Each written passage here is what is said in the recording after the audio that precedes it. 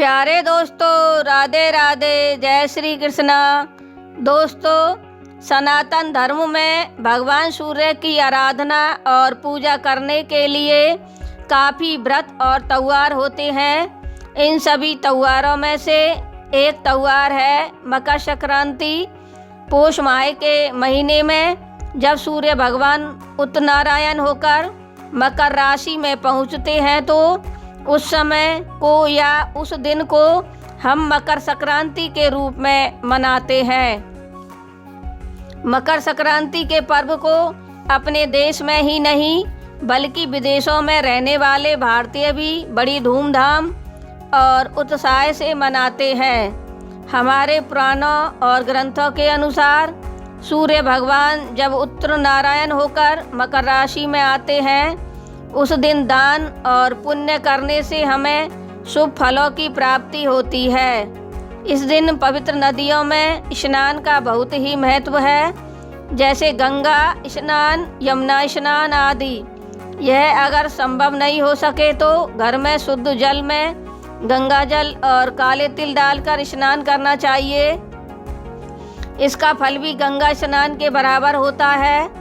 इसके बाद सूर्य भगवान की पूजा और अर्चना करनी चाहिए। सूर्य भगवान को रोली, चीनी और लाल पुष्प जल में डालकर अर्पित करें। फिर अपने इष्ट देवों की पूजा करें। इसके बाद गरीबों के लिए दान और पुण्य करें। इस दिन खिचड़ी का भी भोग लगाते हैं, लेकिन इस बार इसी दिन एकादशी होने के कारण चावलों को ना तो छू ही सकते हैं और ना ही भोग लगा सकते हैं। इस बात को भक्त लोग ध्यान में रखें। इसकी जगह आप तिल और गुड़ से बनी सामग्री का उपयोग कर सकते हैं। अधिकांश जगहों पर मकर संक्रांति के दिन पतंगे भी उड़ाई जाती हैं।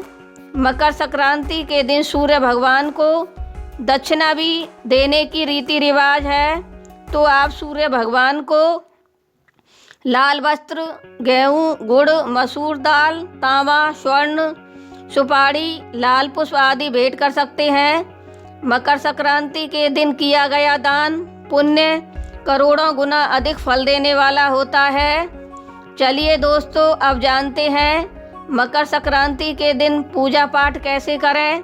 इस दिन सुबह जल्दी उठिए। स्नान आदि करने के बाद तांबे के बर्तन में सूर्यदेव को जल लेकर सूर्यदेव के सामने संकल्प लें।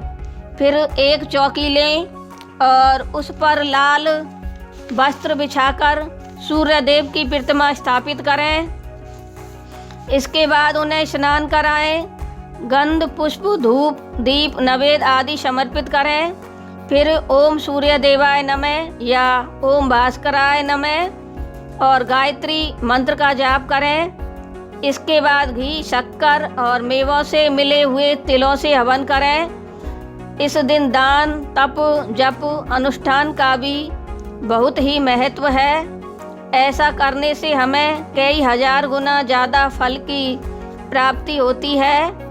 मकर संक्रांति के पर्व को कई जगह पोंगल का त्योहार, खिचड़ी का त्योहार आदि नामों से भी जाना जाता है। इस दिन भक्त लोग तिलों का दान अवश्य ही करें। ऐसा करने से इंसान की बंद किस्मत के द्वार खुल जाते हैं। दोस्तों, मकर संक्रांति के दिन 14 की संख्या का बहुत ही महत्व है।